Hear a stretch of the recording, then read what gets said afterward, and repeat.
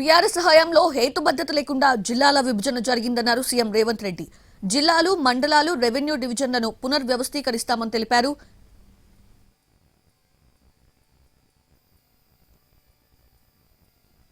దీనిపై judicial commission వేస్తామని ప్రకటించారు. అసెంబ్లీలో చర్చించి అందరి సూచనలు స్వీకరిస్తామని సీఎం రేవంత్ రెడ్డి వెల్లడించారు. అధికారుల మీద ఒత్తిడి తెచ్చే కార్యక్రమాలు పాల్పడకండి. రేపు పొద్దుగాల మండలాలు, రెవెన్యూ డివిజన్లు, జిల్లాలు పునర్వ్యవస్థీకరించడానికి ఒక జ్యుడిషియల్ కమిషన్ లాగా వేసి అందులో నిపుణులందరినీ పెట్టి అన్ని ప్రాంతాలు పర్యటన చేసి అందరి ప్రజల అభిప్రాయం తీసుకొని మండలాలలో 10% ప్లస్ ఆర్ మైనస్ జనాభా ఒకే రకంగా ఉండేటట్టు, రెవెన్యూ డివిజన్లలో కూడా సమానమైన మండలాలు ఉండే విధంగా, జిల్లాలలో కూడా పాపులేషన్ 10% ప్లస్ ఆర్ మైనస్ పెట్టుకొని ఒక ట్రాన్స్పరెంట్ గవర్నెన్స్ అందించడానికి ఒక పూర్తి స్థాయిలో కార్యాచరణ తీసుకొని దానికి సంబంధించి కూడా ఎవరికి తెలియకుండా సీక్రెట్గా మనం ఇంట్లో కూర్చొని చేసేది లేదు. పూర్తి స్థాయిలో అసెంబ్లీలో డిబేట్ చేసి అందరు సూచనలు తీసుకున్నాకనే గైడ్ లైన్స్ ప్రిపేర్ చేసి అపాయింట్ చేస్తాము.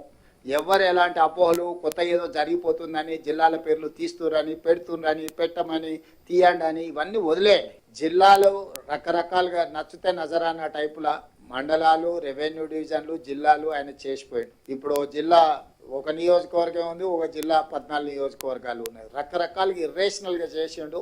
నిన్నమన్న అందరూ చర్చలు విజ్ఞప్తులు చేస్తారు. మాకు కొన్ని మండలాలు తీసి అనలేయండి, కొన్ని మండలాలు తీసి ఇన్లేయండి అని, లేకపోతే వరంగల్ అయితే వరంగల్ అనుకోకుండా మాది ఒకటే సిటీ 2 జిల్లాలు చేసిరు, మొత్తం మా ఉనికే మనుగడనే పోయింది, దాన్ని మొత్తం కలిపి ఒకటే జిల్లా చేయండి అని ఇట్లా రకరకాల డిమాండ్లు వస్తున్నాయి.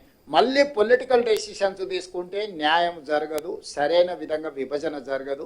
తొందరలోనే ఒక రిటైర్డ్ హైకోర్టు ఆర్ సుప్రీంకోర్టు జడ్జితో పాటు ఆఫీసర్స్ను, రెవెన్యూ, ఇతర శాఖలలో పనిచేసిన అధికారులతోని మనం ఒక కమిటీ వేసుకుందాం. నియోజకవర్గాల పునర్విభజన ఎట్లయితే గతంలో చేసినప్పుడు ఒక కమిషన్ వేసి ఆ కమిషన్ ద్వారా పబ్లిక్ హియరింగ్ చేసి వివిధ ప్రాంతాల పర్యటన చేసి ఎట్లయితే సమాచారాన్ని సేకరించి చేసిండ్రో ఈరోజు మండలాలు కానీ, రెవెన్యూ డివిజన్లు కానీ, జిల్లాలు కానీ వీటిని ఏ రకంగా చేయాలా, జిల్లాల మండలంలో ఎంత జనాభా ఉండాలి, రెవెన్యూ డివిజన్లో ఎంత జనాభా ఉండాలి, జిల్లాలో ఎంత జనాభా ఉండాలి అనేది ఒక ప్రాతిపదిక చేసుకోవాలి.